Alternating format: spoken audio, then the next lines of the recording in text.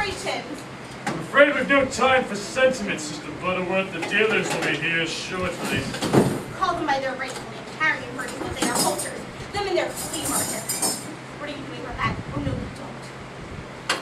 The Reverend said to pack up any silverware we have no further use for and bring it to the meeting house. Now I'd be glad to help.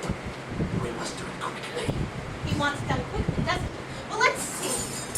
We won't eat the knives since we haven't eaten meat since the disappearance of Brother Hezekiah.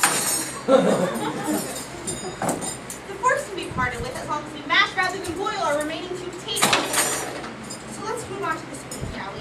Seeing as we've been eating nothing with broth, morning, noon, and night for the past 4 weeks, I suppose we can just toss them aside and glad them up like a glitter house cat. Now, sister, we must Take the bowls as well, and we can just drink the blessed broth from our blistered cup hands. Take the cups and saucers, take the pots and kettles, take it all, why don't you take it all?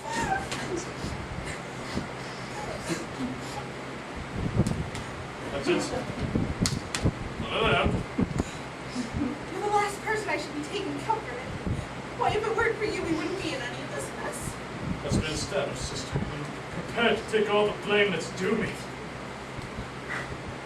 Oh, if I could go back in time, how different I'd be from that brash, headstrong young maverick determined to make up for all his past failures.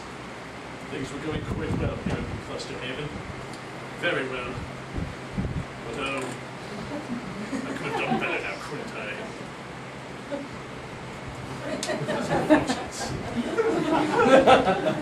Look out, everybody. Here he comes. The golden boy. The tireless Daniel. The muscled Atlas. Willing to pick up the whole world and carry it forever on his great broad shoulders.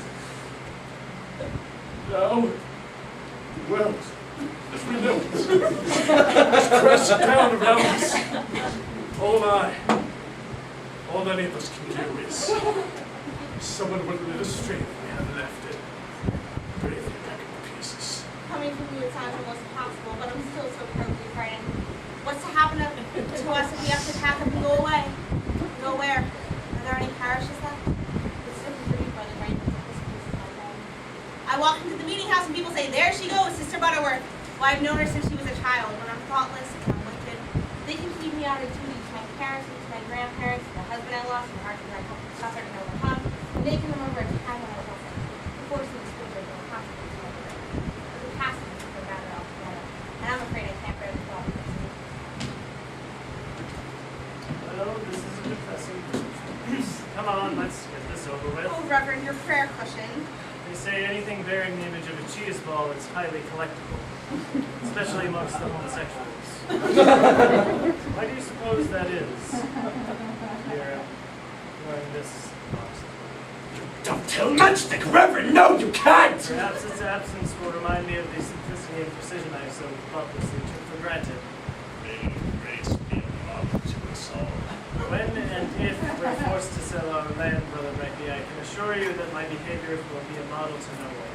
Now come, let's get everything in this box. The gentlemen buying our mustard closets wish to take a look at the fireplace. Reverend, please. You're sending someone over to look at it, and I want them to have an uncluttered view. An outsider. A homosexual wandering on our property. Yes, we're in a crisis, Reverend, but whatever happened to rules, to decency? Ah, here he is now.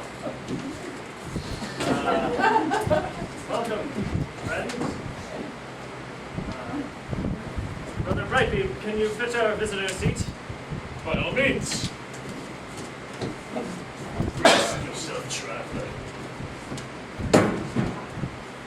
Stand, Mike. Perhaps you do not know it, sir, but good men take their hats off whilst in a Christian household. If our friend does not wish to remove his hat, I suppose it is of little consequence. Fireplace is here, sir. What? I think he's trying to say something. What is it, Brightbee? He wants me to grab his head, Reverend. Reverend, no. Do it, man! At least protect your hand with a mitt. I hear this sadly convert people to their cause. Next thing you know, I want to find word. And then... Sister Donderstock! What have you done to my kitchens? And what's a breakfast burrito?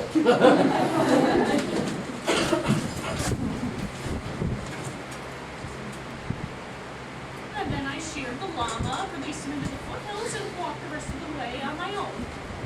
So when did you first learn that you were a homosexual? Sister Butterworth, what is your fascination with that costume?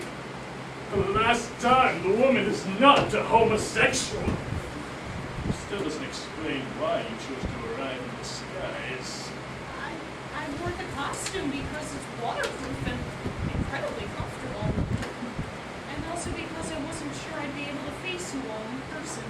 With good reason, you ought to be ashamed of yourself. Actually, Reverend, it was you I was ashamed of. I thought we'd covered that. Lying is still a sin, Sister Donderstock. Shouldn't you be ashamed of that? Aside from saying that you look well rested, sir, I told no lies. Then what about the matter of the cheese ball recipe? Yes, what about that? I'm not accusing you of anything quite so base as lying, Sister Butterworth. It's something you've got to mention. Half a pig and cream cheese. Gouda, crushed walnuts. It's all there. Did you remember to serve them at room temperature? Well, of course we did. Now enough of this. Enough of this. I insist that you tell us what is going on here. See, this is exactly what I was talking about. You're always 12-stepping me before I get a chance to explain myself. Not 12th stepping anyone, but I know when I'm being misled. How is it that out of an entire parish full of people, only you can manage to make a cheese ball? I don't know. Is it my hands? Is it my temperament? You tell me. It's hardly that complicated a process. You do expect us to believe that without you it simply cannot be done? Come now, Sister Donderstock, what makes you so incredibly special? It's the rain on the nose on her face! Why don't you see, Reverend? Of course she's the only one who can make the cheese balls. The secret ingredient is her sweat! Oh my. Reverend, sister, taste for yourself. That's it, all right. Earthy, bold. Butterworth, unfetch the cheese ball supplies and summon Sister Yardley to unveil the chimes. I'll contact the distributors at once and let them know that we're back to standard. Brother Brightbee, I want you to go over to the meeting house and stop that sale. Which reminds me, matchstick, that prayer cushion, the homosexuals won't be getting these. Sister Donderstock, fire up your kettle and... Sister Donderstock? Sister Donderstock, there's work to be done. What are you doing? It's a beautiful night, isn't it? Do not hear me? The stars are out. You can see the constellations quite clearly.